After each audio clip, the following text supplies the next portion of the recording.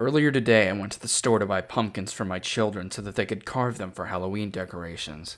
They were very large, larger than even my collection of 18th century ceramic figures of gargoyles. Anyways, I set them on the conveyor belt in the market and watched as they slowly whizzed away towards the cretinous old woman running the register.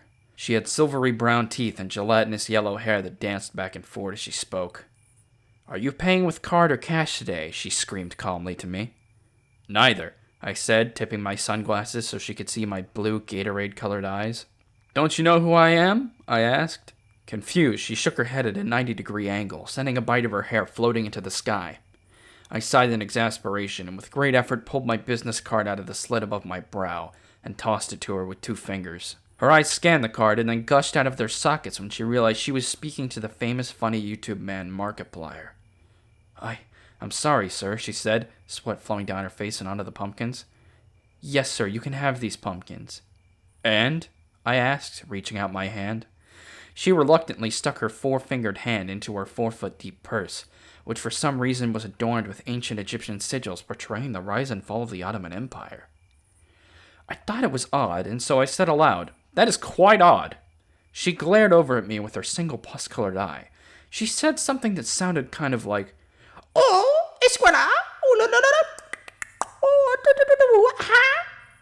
My face turned a bright pinkish green from embarrassment. I shouldn't have said anything at all. Anyways, after a few minutes of searching, she withdrew her wallet and took out 3 $10 bills, which she placed in my still outstretched, now wet hand.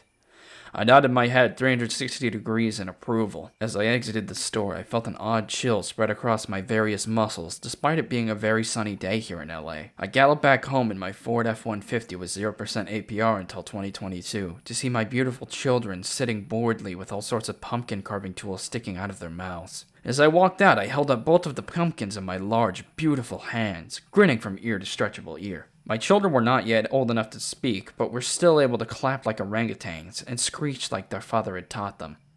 I tossed to each of them a pumpkin, sending them careening back into the garage where a tarp lay awaiting for their activities. It was at this moment I heard another chill and heard the woman's words in my head again. Was that old bag speaking Egyptian, or something more sinister? Before I could call out to my children to stop, the older one with the ugly straw-colored hair plunged into the top of the pumpkin, and suddenly the pumpkin let out a scream. I watched silently as they both carved into the pumpkins happily, as with each cut of the knives the screams grew louder still. "Stop! Stop!" I demanded. "Can't you hear the screams?" They both shook their heads in opposite directions and went back into chopping up the pumpkins. Oh well, I thought, running my finger through my skinny hair. If they can't hear it, then I guess it's not so bad. I supposed at this point that beggar woman at the cash register must have laid a curse on me. Wouldn't be the first time, but as curses go, this one was pretty tame. She must have been a new witch or some sort of troglodyte. I went inside the house to begin cooking dinner for my beautiful but unintelligent children. I threw pasta and tomato supplements into a cooking spoon and placed it inside the oven. I never wanted to make too much food so that the children couldn't stuff extras into their trousers for later. All the while of cooking dinner, I could hear the screams of the pumpkins muffled through the doorway, but I was no longer concerned. That is, until I heard the blood-curdling infantile scream echo through the house and shatter all of my 18th century ceramic gargoyles.